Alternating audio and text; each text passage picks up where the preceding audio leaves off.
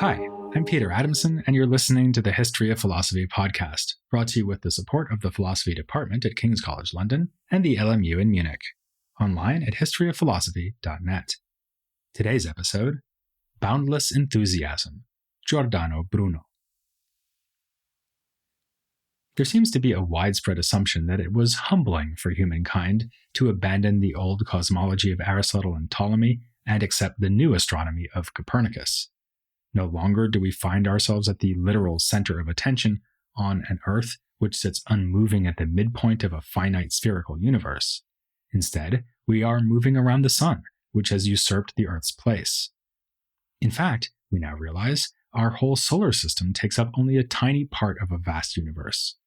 There's no doubt that this shift of perspective did upset many people and many preconceptions about people and their role in the cosmos.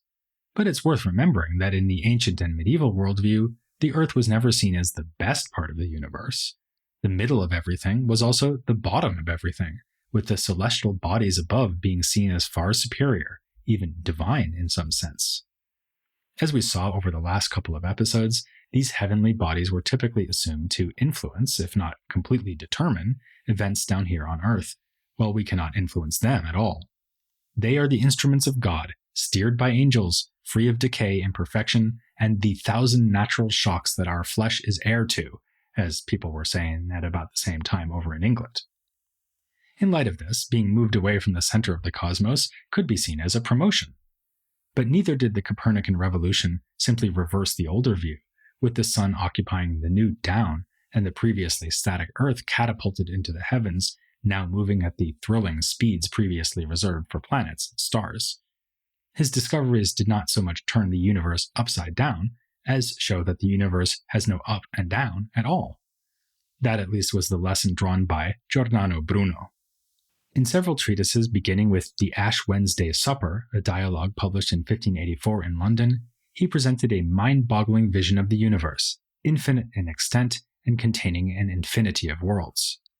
Our cosmos is just one of those worlds and has the Sun at its center with the Earth revolving around it.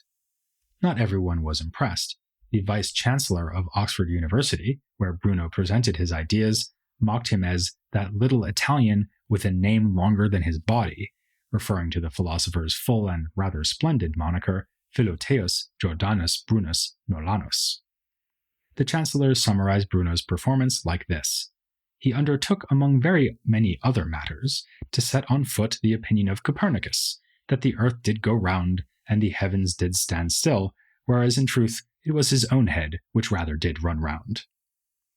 Then as now, Oxford was a unique place, but not by virtue of producing hostility towards Bruno. In his itinerant career, which brought him from Italy to cities including Paris, Toulouse, Geneva, Paris, London, and Wittenberg, he made plenty of enemies. He has, as one scholar has noted, the distinction of being the only known 16th century philosopher to have been excommunicated from all three major confessions, Roman Catholic, Calvinist, and Lutheran. During his wanderings, he wrote prolifically, managing in one decade to produce a body of work that makes him one of the most important thinkers of the Renaissance. But he made the mistake of returning to Italy and making one more particularly decisive enemy. He came to Venice in 1591 to stay with Giovanni Mocenigo, who passed word of Bruno's unorthodox teachings to the Inquisition. In a further stroke of bad luck, the case came to the attention of the papal authorities in Rome, triggering a lengthy legal process that ended with Bruno's execution on February 17, 1600, by being burnt at the stake. As the length of the trial suggests, Bruno's persecution was highly bureaucratic, deliberate, and, in the minds of its perpetrators, even fair-minded and cautious. He was given repeated chances to explain himself, and Bruno himself clearly believed, at least initially, that doing so would get him out of trouble. At his first interrogation, he said that he had always perceived the threat of inquisition as a joke because he knew he could defend his teachings. Even when his ultimate fate became clear, he said defiantly to his accusers, "You pass your sentence on me with greater fear than I feel in receiving it." Evidently, he thought that they would have misgivings, even after their painstaking inquiry into his orthodoxy. This notwithstanding, the commission condemned his views on a variety of topics. These included aspects of his cosmology and also theological issues like the Trinity and Incarnation. On this score, Bruno admitted to having private doubts, but not to having put forth his skepticism publicly. Besides, he was only ever speaking as a philosopher. It was in this sense that he was skeptical regarding, for instance, the applicability of the word person to the Holy Trinity, while accepting on philosophical grounds a Trinitarian distinction between God the Father, his intellect, and his own love. This suggests that Bruno was imagining that scholars like himself would be allowed the freedom in philosophizing also envisioned by Campanella. Like Campanella, he was wrong to think that such freedom was on offer around the turn of the 17th century. One idea that the Inquisition deemed unacceptable was genuinely central to Bruno's thought. To put it in the terms of one of his favorite sayings, there is nothing new under the sun. Or, to put it in more philosophical terms, there is in Bruno's universe no creation or destruction. Instead, there is only alteration in the accidental properties of a single infinite substance. Bruno was thus rejecting the concept of substantial forms, which we also saw being put under pressure by Telesio. In Aristotelian philosophy, substances are composites of matter and form, and they are the primary beings that populate the world, things like the four elements, plants, animals, and people. Bruno retains the form-matter analysis, but only at the level of the entire universe. This universe is a single great, indeed infinite substance, which is constantly changing, but only with respect to the superficial accidental features that are the manifestations of its unbounded nature. And, like an animal in Aristotelian metaphysics, the universe is an organism. It has a single soul, the world soul, which completely pervades the infinity of matter. As Bruno puts it in a treatise called Cause, Principle, and Unity, the world soul is the act of everything and the potency of everything, and is present in its entirety in everything, whence it follows that, even if there exist innumerable individuals, all things are one. While this is obviously a boldly original theory, it can also be seen as a fusion of ideas from Aristotelianism and Platonism. The world soul is familiar from Plato's Timaeus, and as already mentioned, the idea of substance as a composite of matter and form is Aristotelian. But for his conception of matter, Bruno also looks to other sources. He knows that his belief in the material basis of all things was anticipated by the medieval Jewish philosopher Ibn Gabirol, called in Latin avisebron. When he comes to explain the nature of matter, Bruno adopts a radically un-Aristotelian view. Just as there is a one-dimensional minimum, the point, and a two-dimensional minimum, the line, so there is a minimal three-dimensional body from which all other bodies are compounded. This atomic minimum has no parts, only limits at which it can contact other atoms. Obviously, this is reminiscent of ancient atomism. Bruno is drawing on the Epicurean physical theories that had been made available through the rediscovery of Lucretius's poem, which he likes to quote, even as he anticipates the corpuscularian physics of the 17th century. Furthermore, in ancient atomism, the atoms move in a void or vacuum, but Bruno agrees with Aristotle that there is no actually empty space. Unlike Aristotle, he does have an abstract notion of space, which is in itself simply a three-dimensional extension. Still, though, he thinks that this space is always full of bodies, and can be distinguished from bodies, not in fact, but only by reason, as he puts it. What fills the space not currently occupied by atoms is an unlimited fluid medium through which atoms and bodies composed from atoms can move. In that dialogue, the Ash Wednesday Supper, he describes this medium as a single airy, ethereal, spiritual, and liquid body, a capacious place of motion and quiet, which reaches out into the immensity of infinity. Bruno assumes that the infinite power of God must have an infinite expression. Otherwise, he would be like a musician who knows how to play an instrument but sits idle without using it. Therefore, the universe is infinitely extended and is full of an infinite number of worlds, more or less like ours. Those other globes are Earths, he says, in no way different in species from this one, except insofar as they are larger or smaller. Bruno breaks crucially with one final presupposition of the classical atomists, namely that atoms have weight, or a tendency to move downwards. In Bruno's universe, there is no down, precisely because of the aforementioned immensity of infinity. The Aristotelian cosmos is spherical, and so has a midpoint, which is where we find the center of the Earth, Thus, we can define downward motion as motion towards that point, upward motion as motion away from it. By contrast, as Bruno observes, an infinite universe has no central reference point, and so there can be no motion towards or away from naturally defined places. Or as he elsewhere says, nothing moves to or around the universe, but only within it. Brief reflection will show that he cannot accept the Aristotelian idea of natural place, for instance, that earthy bodies try by nature to move towards the center of the cosmos, for there are an infinity of worlds, and clearly in those other worlds, Earth moves naturally towards the center of that world, and not ours. Otherwise, rocks dropped by the people of other worlds would come hurtling through the infinite space and towards our Earth, which sounds not only ridiculous, but extremely dangerous.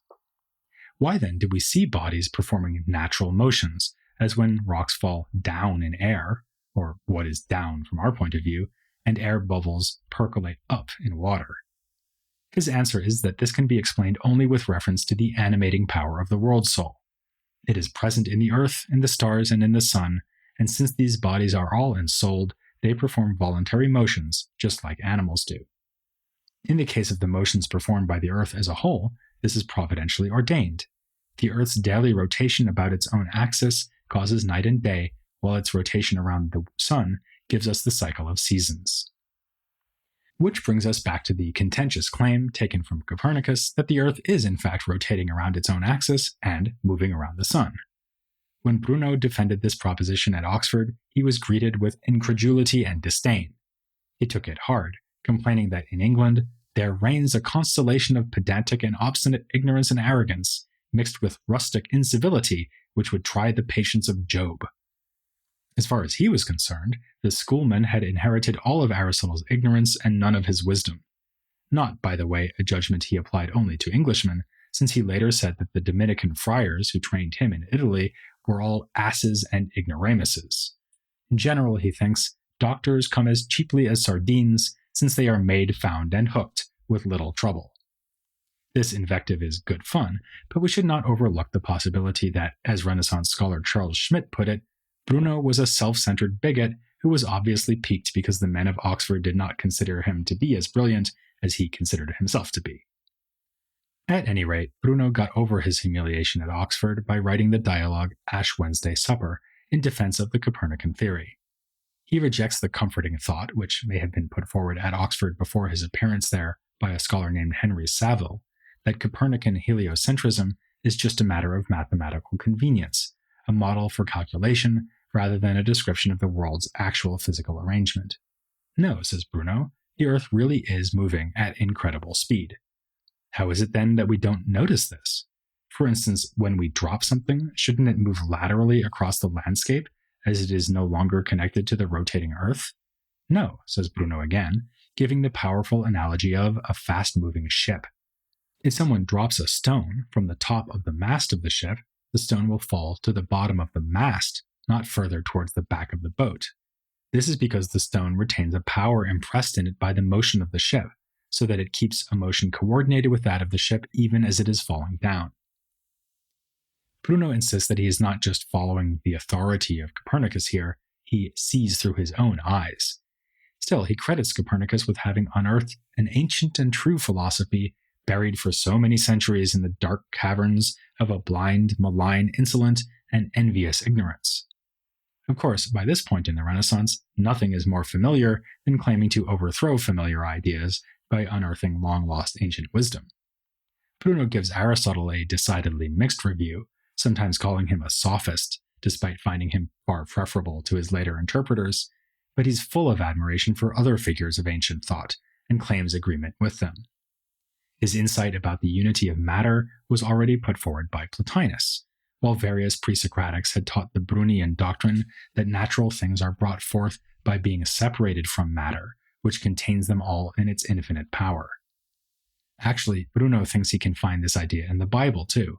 He refers to the line from Genesis, "Let the earth bring forth its animals, let the waters bring forth living creatures," even though in his view, Scripture does not offer philosophical demonstrations or speculation concerning natural things.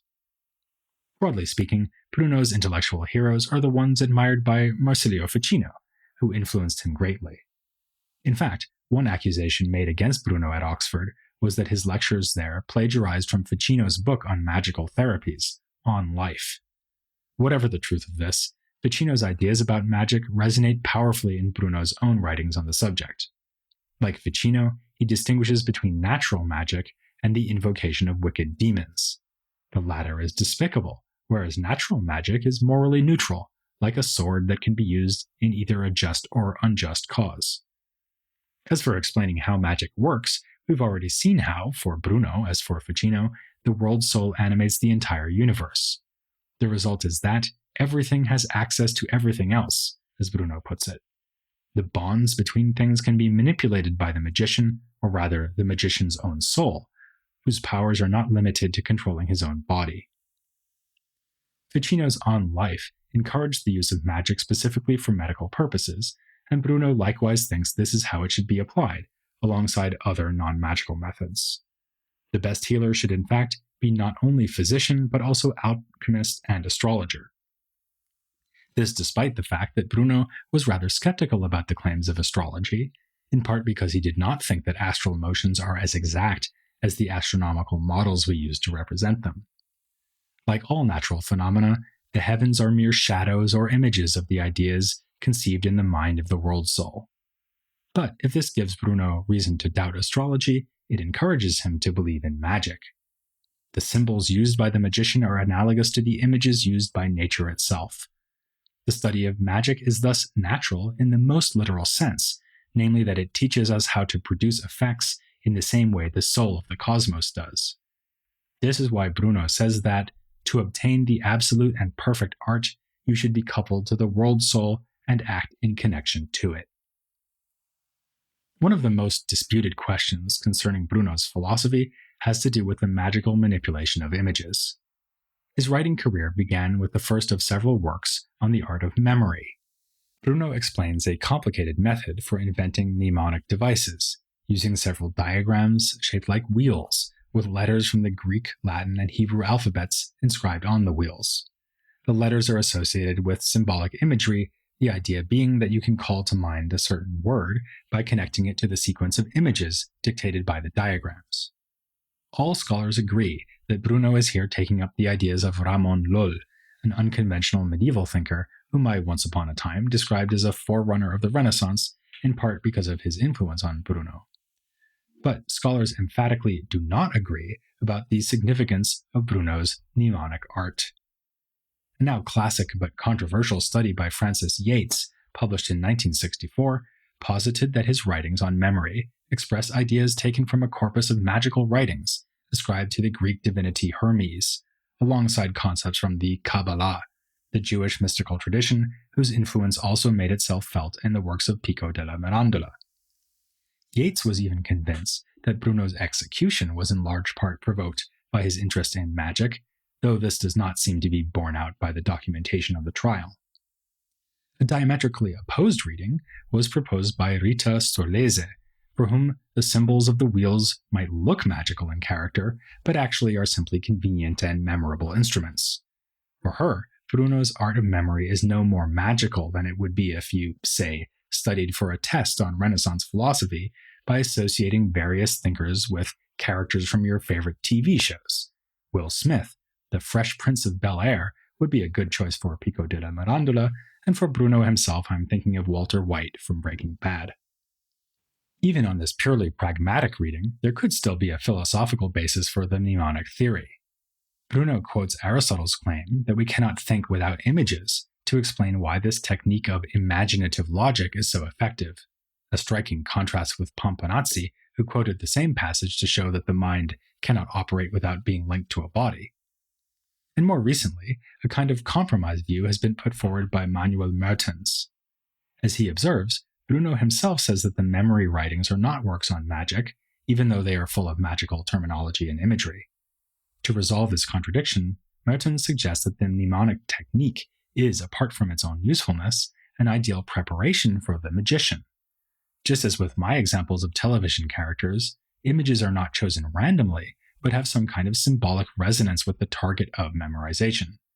As Mertens says, the disciple in Bruno's art of memory well instructed in the natural language of forms and figures, would be a good candidate for becoming a magical binder. In other words, the two disciplines do call for similar skills and training, but they are not the same art. Even though Bruno's mnemonic theory depends on the notion of thinking with imagery, he does not believe that the true philosopher should stop at the level of images. This is clear from one final famous treatise called On the Heroic Frenzies. It again calls to mind themes familiar from Ficino and from other Renaissance authors who wrote about love, the frenzies of the title being a reference to the ecstatic transport that can befall the lover. Like several other explorations of love written in the Renaissance, the Heroic Frenzies is a dialogue. But in this case, as in a typical episode of Breaking Bad, there's a twist. Namely that the characters are commenting on poems written by Bruno himself, in what may be an echo of the poetic self-commentary of Dante. Bruno has some fun with this literary conceit, for instance by having the main spokesman admit that he's not entirely sure what Bruno the poet had in mind. But the main thrust of the dialogue is clear. True erotic heroes pursue a love more exalted than the concerns of physical pleasure, and can no more sink to the level of common and natural loves than dolphins can be seen in the trees of the forest. The highest love of contemplation takes the hero beyond this natural world of images and likenesses in which we see divinity as if reflected in a mirror. As we know from Bruno's other works, the universe is an infinite expression of God's limitless power, so it will inevitably outstrip the capacity of the human mind. But in a way, this is good news, since it means the potential for new knowledge and taking pleasure in the acquisition of that knowledge is likewise infinite. As is abundantly clear from Bruno's inventive, witty, and diverse writings, he himself took great delight in this endless philosophical exploration until he met his own untimely end. With that, we've nearly come to an end of our own, finishing off our coverage of philosophy in Renaissance Italy. After all, I've said that I'm treating the time period of the Renaissance, as always somewhat arbitrarily, as ending in 1600, the very year that Bruno was executed. But there is one more figure I want to cover, in part because his story and ideas are so reminiscent of Bruni's. He too was a devotee of the new Copernican cosmology, and he too was persecuted by the papacy, though not to the point of being killed. Though he expressly denied that the world revolved around him, he was a pretty important guy. In fact, one of the most important scientists in history, Galileo Galilei. We'll be asking how his epoch-making ideas grew out of the epoch that was just coming to an end by relating the themes of this series to the methods he used in making his scientific discoveries. That's next time here on the History of Philosophy, without any gaps.